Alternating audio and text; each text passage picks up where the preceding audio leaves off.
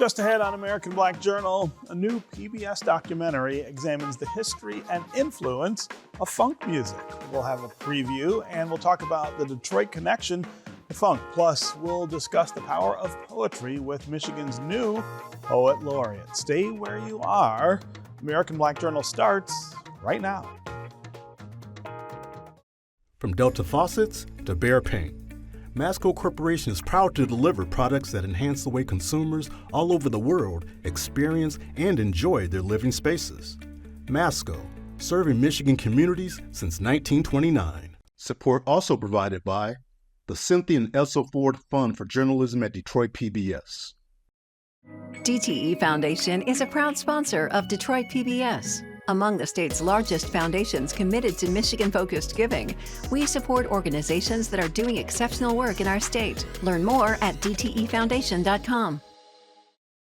Also brought to you by Nissan Foundation. And viewers like you. Thank you.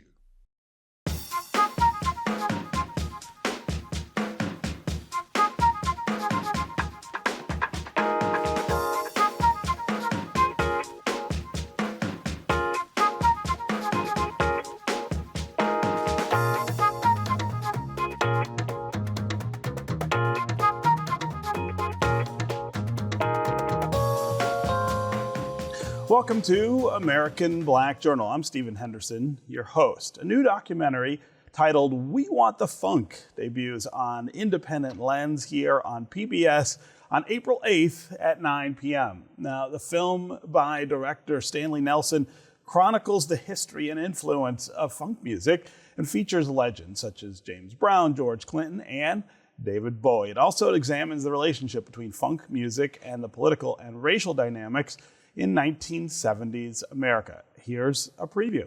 2, 3, and 1.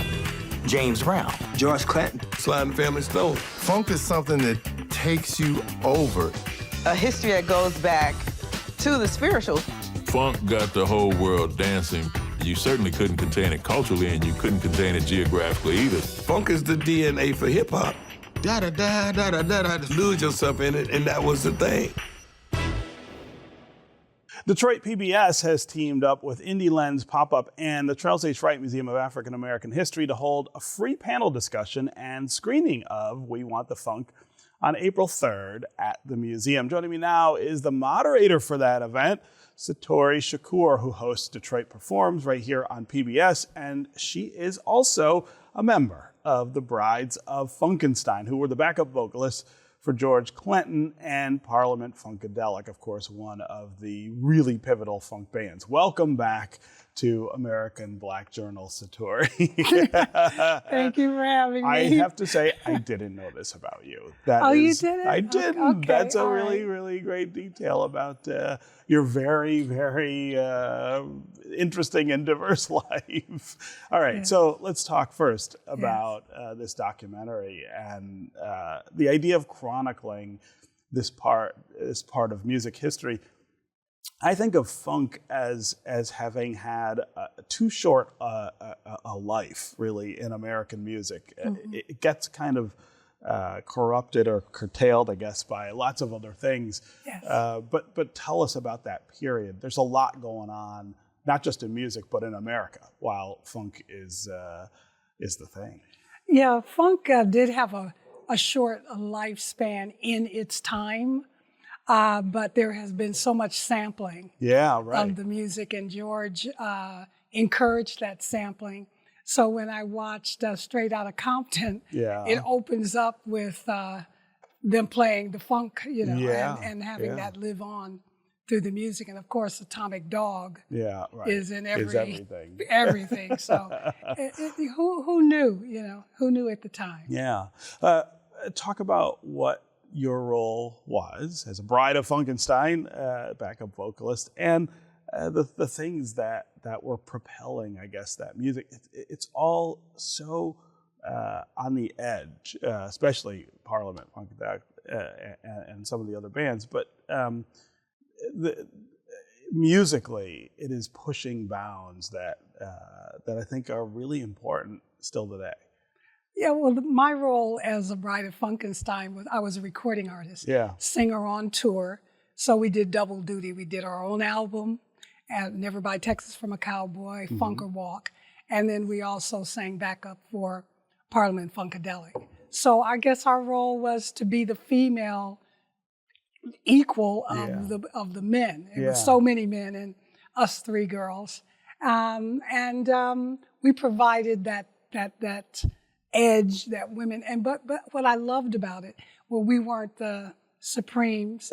Not that I didn't love the Supremes, but I'm saying we were more hard-edged. Yeah. The costumes, the vocals.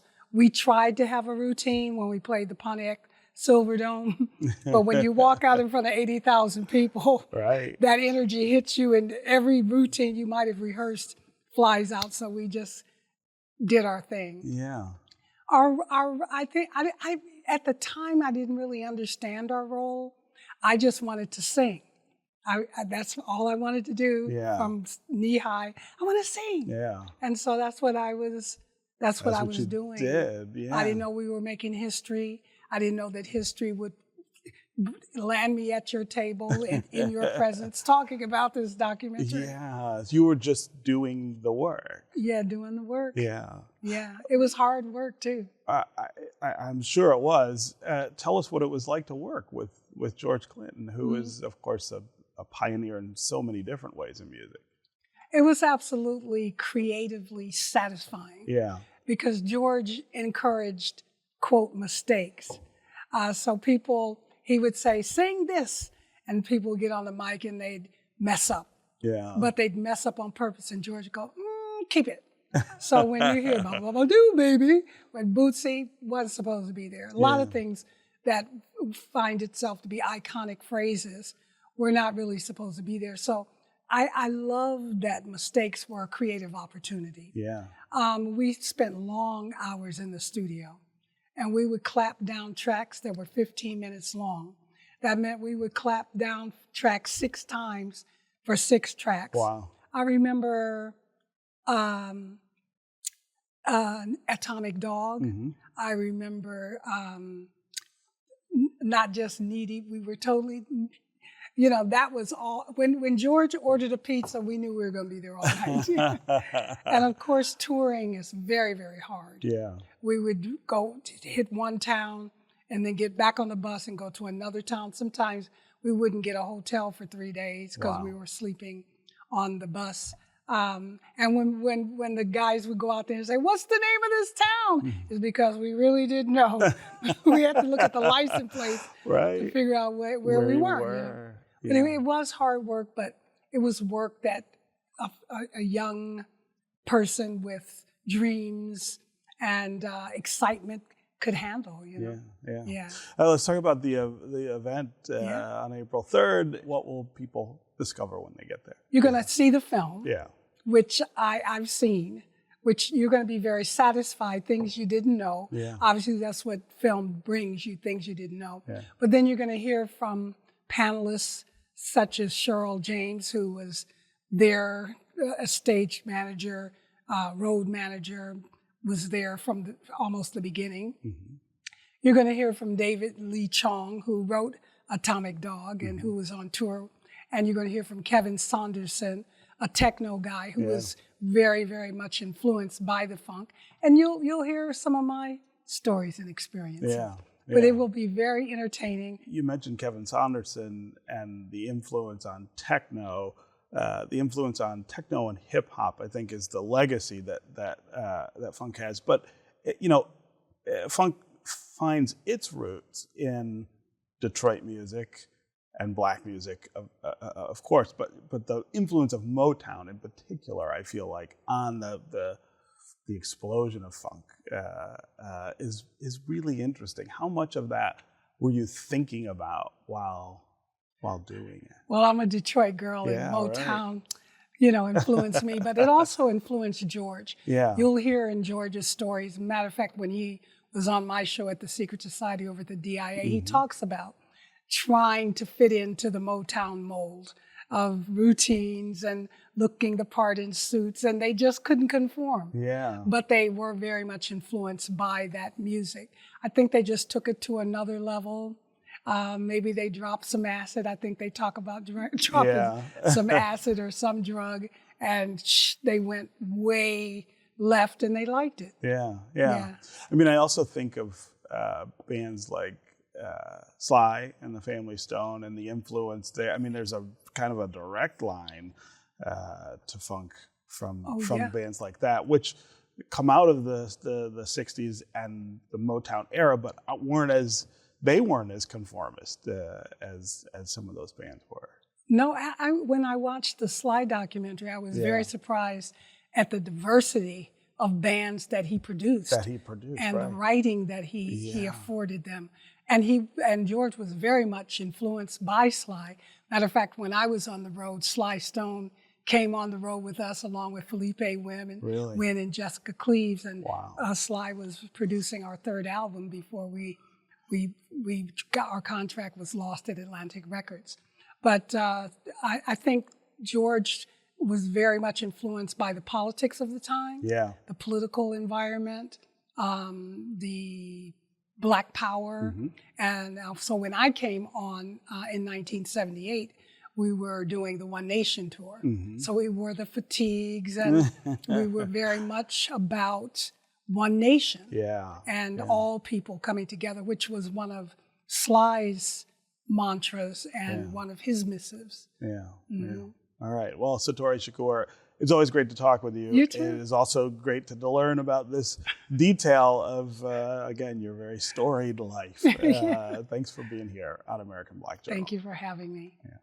Up next, we are going to meet the new Michigan Poet Laureate. But first, let's take a look at a clip from a 1978 conversation between Detroit Black Journal host Ron Scott and the king of funk and soul music himself, James Brown. A lot of people today don't have the kind of philosophy that you do. A lot of young people, I know you do a lot for young people. They don't know what it is to struggle, it seems. A lot of people get things very easy. When you talk to a group of young people, what do you say to them? That's one of the things I clarified right away. I let them know that they don't know. And I try to impress upon them the fact that they, what they are talking about is, they're a long ways from it, but they are getting some of the delayed action that are still there. The fragments are still there, which coming together and making a whole molecule and basically around can back to the same thing, but it's going back a little bit more sophisticated this time. Talking about going back to the same thing, a lot of people think of you, James Brown, as only an entertainer. When I say only an entertainer, they see you on stage and, think about Licking Stick, Cold Sweat, or anything. I can go back, Night Train, so on. But the point is, you, I would say, are a total human being. You were telling me about the title of a new show that you're doing. Called James Brown, World of Love. We're going to start shooting it from L.A. pretty soon. And this is your production. You yes, control everything on it. Yes. Control I must have of myself. Then I want either that or I can't give it James Brown. Why is that so important? So important because if I've got to speak somebody else's tongue, it wouldn't be me, and then I would be doing my people who believe in me an injustice, Do you think people who follow James Brown throughout the years? Do you think that's important for other people in addition to you? I mean, let's say, for instance, for people in general, for a number of people who may be or have found themselves in a similar situation like you. It's important for every artist, regardless of whether it's music or sports or what have you. They should be able to project themselves. April is National Poetry Month, and Michigan has a new poet laureate to help promote the importance of poetry throughout our state. Dr. Melba Joyce Boyd is an award-winning author and a retired professor of African American Studies at Wayne State University. She will be the third person to serve as the state's poet laureate. I'm really pleased to have Dr. Melba Joyce Boyd as our guest today. Welcome to American Black Journal. Thank you for having me, Stephen. Yeah, it's always wonderful to see you. This is a great occasion to have a conversation with you as the third person to be our poet laureate. Let's start by talking about what a poet laureate is and what that person does. Oh, well, let me put it like this. My job is poetry. Yeah, right. So, and to get people to love poetry. Exactly. Yeah. But the point being to obviously do poetry readings, workshops with students, all age levels, to go into libraries in the state and do readings for the communities, and to be available, I think, and excited about the opportunity to promote poetry, especially in a time where there's less reading and probably less reflecting. The very thing that poetry will encourage and also develop, hopefully, in our young people. Yeah, I mean, you've been doing this for a long time, and in addition to teaching at Wayne and in the African American Studies department, I wonder what you make of the place that poetry has in our culture right now. It does seem more difficult to get people engaged, I think, with poetry than maybe at other periods. But I wonder what it looks like from your chair.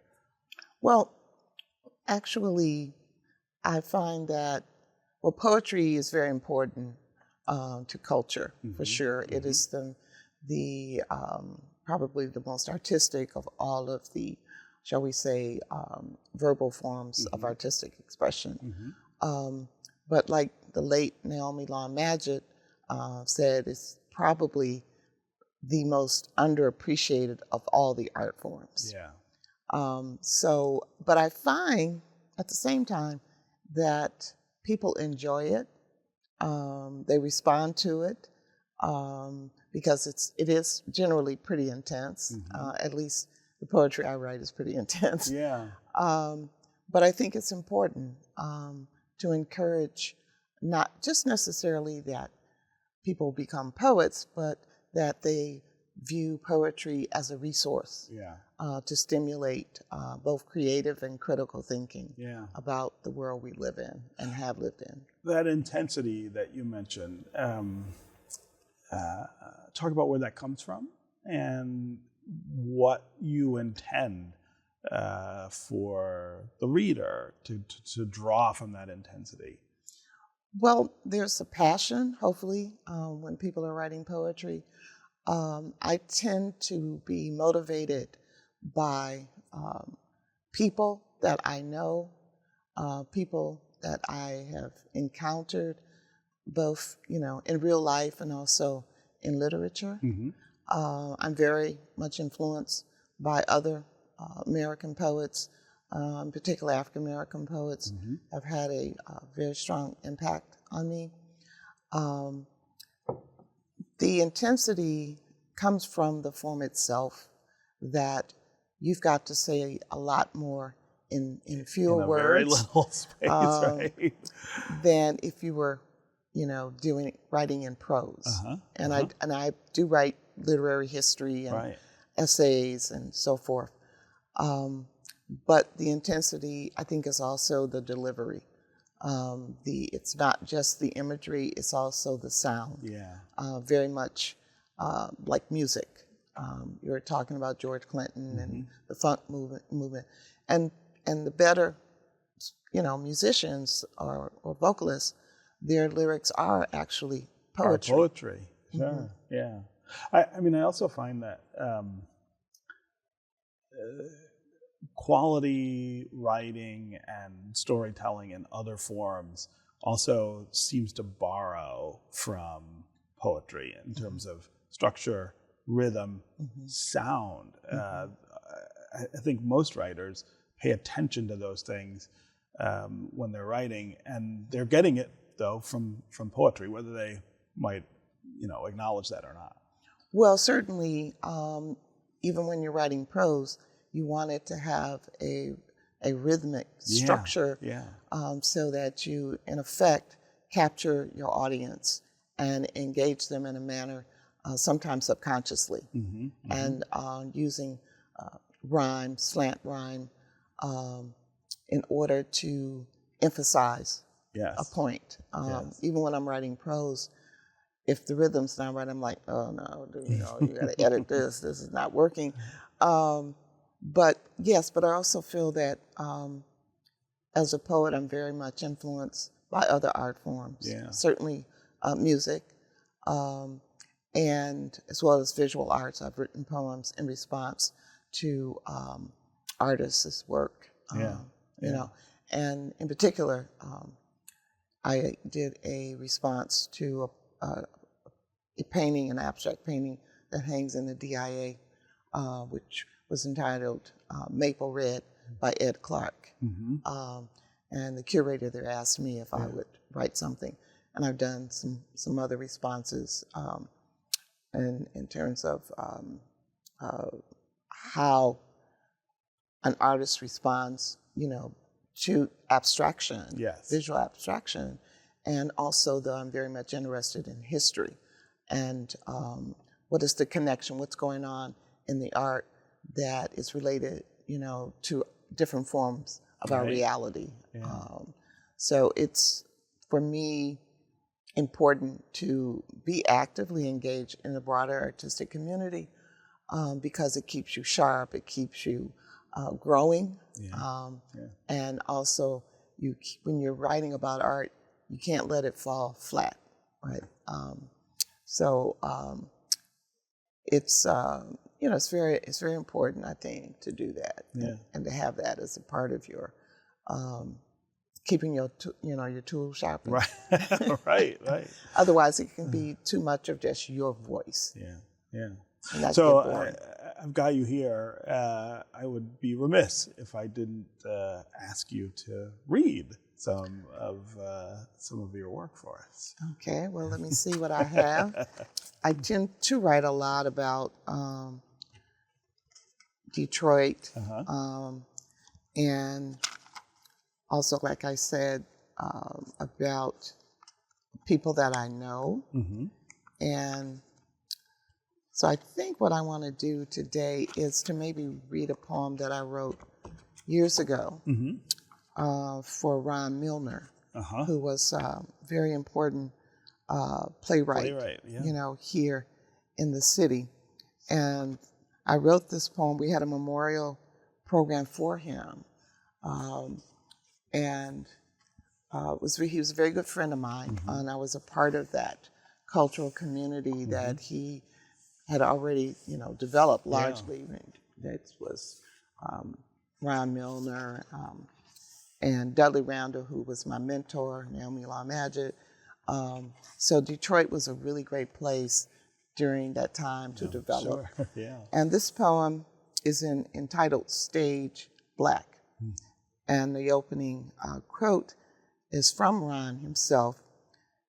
Death is just the gateway to everlasting life, and change is the gateway to reorder, rebirth, renewal, to relife. It's Ron Milner. I first met you in a play, peering inside the mind of the character Linda, lamenting with Smokey Robinson's romantic croon, more love, a scene scripted to a Motown tune. You could not stay away from this city of automobiles, of sweet smoked barbecue jazz, of fried chicken rhythm and blues, of tree-lined streets reaching as deep as Black Bottom and as far away as Paradise Valley. As a sorcerer of words, your plays reversed the language of hate, dispelled the illusions of a curse cast in 1943 at the barricades, when savage rumors were thrown off the Belle Isle Bridge, or in 1967 on 12th Street, when we rebelled against the brutality of blind police, or in 1972, when we exposed homicidal undercover cops. You reanimate our chorus, reinsert song into monologues, direct checkmates, pivoting on jazz sets, salvaging joy diminished in the throes of turmoil, ciphered through the vice of the Republic's manifold. Like the death dance of a butterfly, your writing maps muted beauty, like pain reading grieving flesh, defining the gray, creasing the lines, connecting our past. But like a breeze off the Detroit River, your passing is rebirth, reliving, filling this air, this city, as you reorder this script, rearrange this scene, determine this set, stage black. Wow, wow. There's so much in that. There's so many touchstones for our city and our culture in that work. It's always great to have you here. Thank you so much. Thank you for having me. Congratulations on being the Poet Laureate. Thank you. That's going to do it for us this week. You can find out more about our guests at AmericanBlackJournal.org, and you can connect with us anytime on social media. Take care, and we'll see you next time.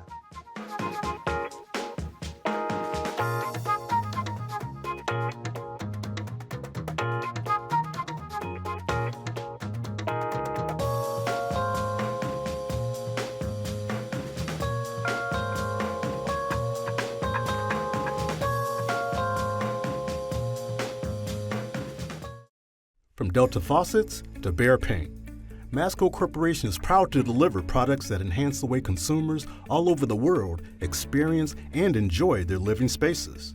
Masco, serving Michigan communities since 1929. Support also provided by the Cynthia and Elsa Ford Fund for Journalism at Detroit PBS.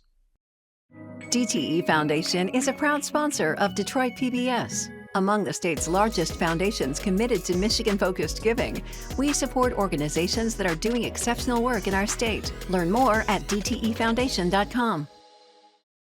Also brought to you by Nissan Foundation and viewers like you.